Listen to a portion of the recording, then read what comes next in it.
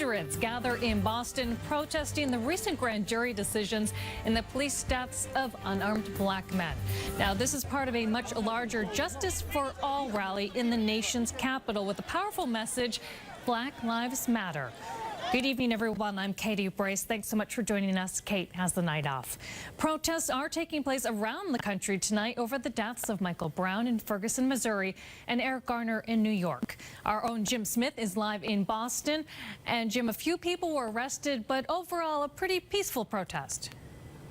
That's right, Katie. For the most part, it was peaceful. The trouble started, though, when the demonstrators surrounded TD Garden, Nashua Street Jail, and tried to get onto some local highways. But in the big picture, no huge problems. And tonight, right now, downtown is slowly getting back to normal.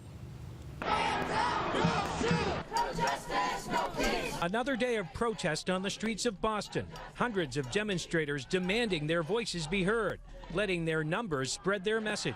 The anger over recent deaths of unarmed black men at the hands of police in places like Ferguson and Staten Island boiling over. It's not just Ferguson, it's not just New York. Ferguson is here.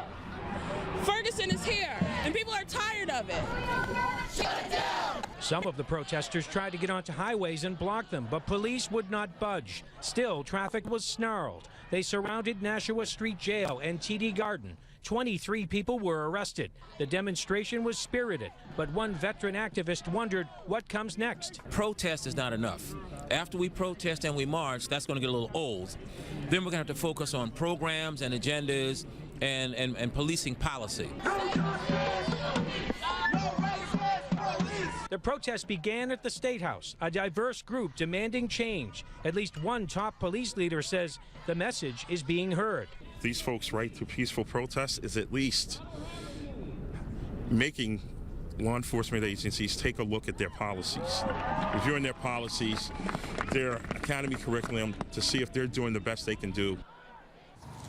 And once again, according to Massachusetts State Police tonight, 23 people arrested, 15 of them men, 8 of them women, all of them charged with disorderly conduct.